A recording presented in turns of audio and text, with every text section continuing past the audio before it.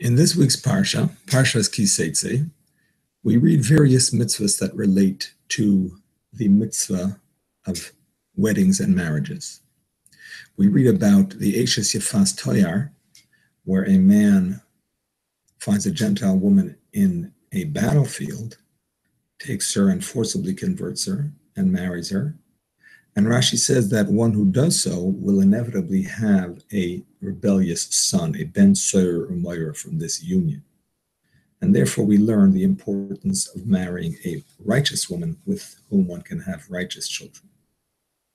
We also read about the prohibition of or Moabite male convert marrying into the Jewish people because of the bad traits those families have. The family of Ammon refused to bring bread and water to the Jewish people when they were wandering in the desert, and the family of Moab cursed the Jewish people through Bilam. So we see the importance of marrying into good families. We also read that if a man takes a woman and does not like her, ki motza ba ervas davar, because he found in her a matter of infidelity, then he should divorce her. And Rashi says, Beis Shammai says in the Gemara, the end of Masechta Gittin, that one should only get divorced if it's an ervas davar, if there was infidelity. Beis Hillel, on the other hand, says that one may get divorced if there is a contentious relationship. Hikdicha tafshiloi, if his wife is burning his food. Now the Gemara says that in cases of a zivug rishon, the first marriage, which some say means the first marriage for both the husband and the wife, some say it's referring to a first marriage for the husband, that we should follow Beis Shammai's opinion and not get divorced unless absolutely necessary. Whereas in the case of a second marriage, we follow Beis Hillel's opinion, and one may get divorced for other reasons as well. The Vilna Gaon explains that Elu ve'elu divrei Elokim Chaim, both of these opinions were said by Hashem to Moshe Rabbeinu at Mount Sinai. Hashem told Moshe that in the case of the Zivug Rishon, the first marriage, one should only get divorced if halachically necessary. In the case of a second marriage, one may get divorced if the relationship is contentious. Hillel taught that one may get divorced if it's a contentious relationship. Shammai taught that one should only get divorced in the case of infidelity. They weren't arguing. Hillel was talking about the second marriage. Shammai was talking about the first marriage. The students who did not properly understand their teacher thought it was an argument. But in fact, there was no argument at all, which is why the Halacha follows Beis Shammai for a first marriage and Beis Hillel for the second marriage.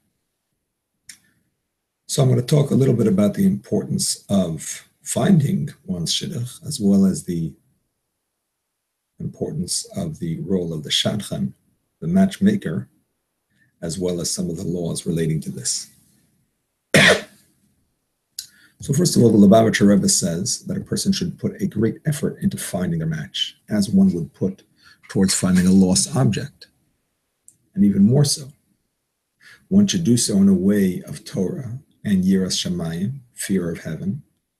One should enlist the help of one's friends and family, and one should use a natural means to accomplish this.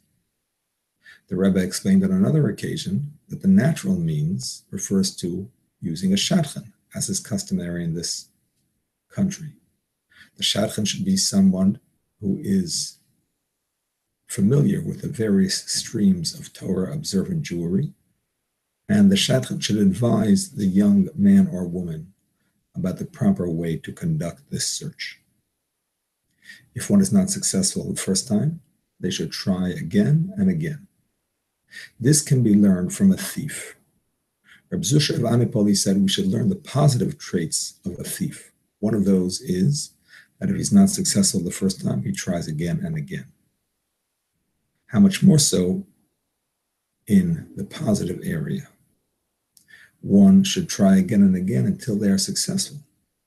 The Gemara says that Shiduchim are as difficult as the splitting of the sea, and therefore one needs to put a great effort into making it successful.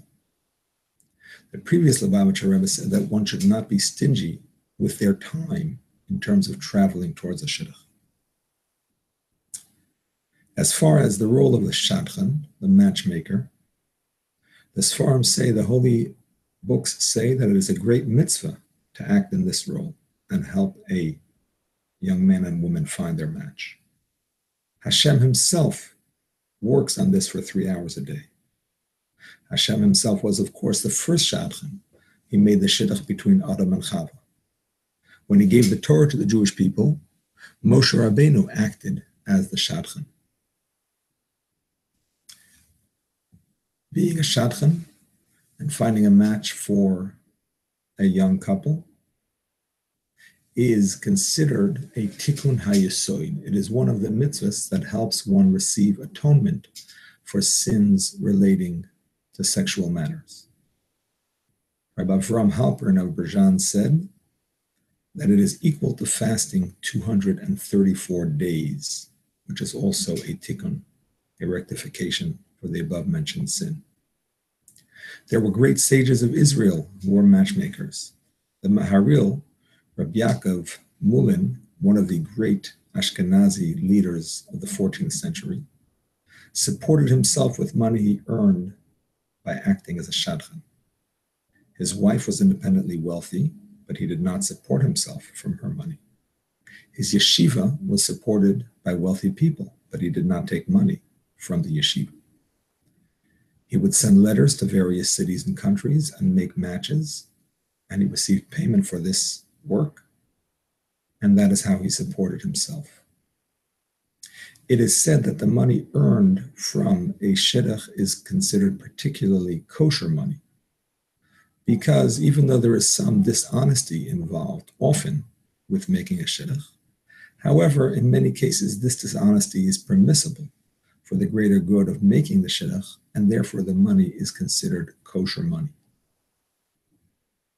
The Chassam Sofer, right before Yom Kippur started, once called a young man and said, I have a shidduch to offer you, a young orphan girl who needs a shidduch. The young man said, I'm very poor, and if I marry into a poor family, how am I going to support himself?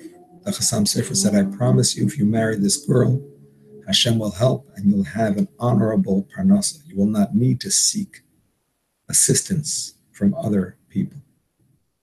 Then he called the mother of this girl to his home, and he said, I have a match for your daughter, this and this particular young man. And she said, but we are poor, and if we marry into that family, which is also poor, once again, we will not have means to support the family.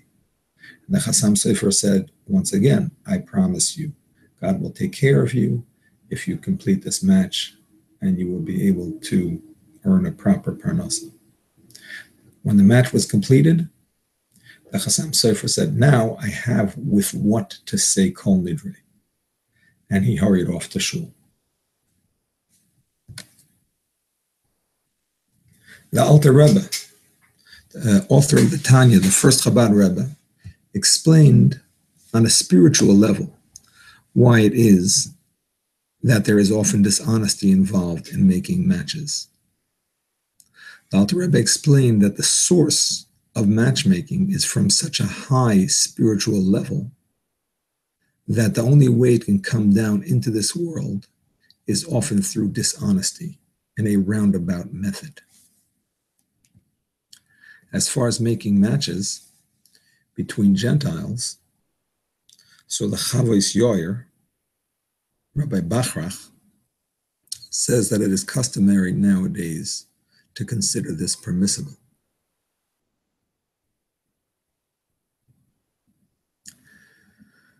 Now, just like when it comes to a business deal, the middleman must be paid, such as a real estate agent or any other middleman. The same is true that a shadchan, the middleman between the parties of the chassan and the kala, must be paid. This is a financial obligation that can be recouped in a beis din in a court of law. Here are some of the halachas relating to the shadchan's fee. So as far as the exact amount of the fee, it is dependent on the local custom of the community. Rabbi Gavriel Zinner, the author of the Nitei Gavriel, says that in America, the minimum fee from each side is $1,000. If a greater effort is involved than usual, or if the parties are wealthy, it is proper to add to this amount. If the parties agreed that they would pay the shadchan more than this amount, they are obligated to do so. Although the Ramah says that in such a case, they only have to pay the fixed amount, nowadays, because the amount is not completely fixed, Rabbi Zinner rules that they must keep their obligation. If the shadchan agreed to take less than the fixed amount, or if he waived his fee entirely and did it for the mitzvah, they are not obligated to pay. If there are two Shadchanim involved, one on each side, then each side should pay the fee. If there was one Shadchan, then each side pays their amount. Now, because this is an obligatory fee, one may not use Meiser money, which is supposed to be designated for tzedakah, for charity. One may not use Meiser money to pay this fee, as one may not pay other debts with their Meiser money. Whether it is a first or a second marriage, one is obligated to pay a fee to the shadchan. If the shadchan does not demand a fee, but did not expressly state that he or she does not expect a fee, one must pay the shadchan. And the shadchan's fee is paid even if there was very little effort involved by that shadchan. As far as when the fees are due, so some say that they are due as soon as the shidduch is completed and the couple gets engaged. Even if, for some reason, the engagement is broken off before the wedding, that money need not be refunded. In some communities, the custom is to only pay the shadchan at the time of the wedding or soon thereafter. If that is the custom, if the engagement is broken off before the wedding, the fee need not be paid. Each community should follow the custom in that community.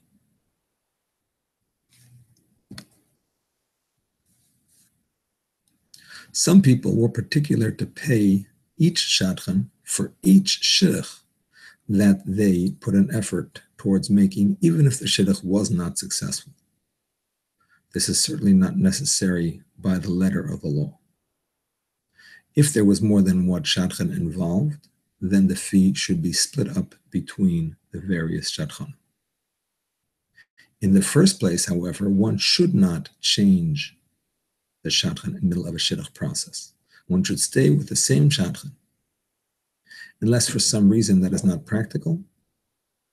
For example, if the shadchan is not able to complete the shidduch and another shadchan must be brought in, then they can be changed. Even so, as mentioned before, the first shadchan must also be paid. There are many stories of great sages of Israel who were approached to give a bracha for people who could not have children and had not had children for many years. And they advised the couple that if they had not yet paid the shadchan, they should do so. And in many of those cases, the shadchan was paid, and afterwards the couple had healthy children with Hashem's help.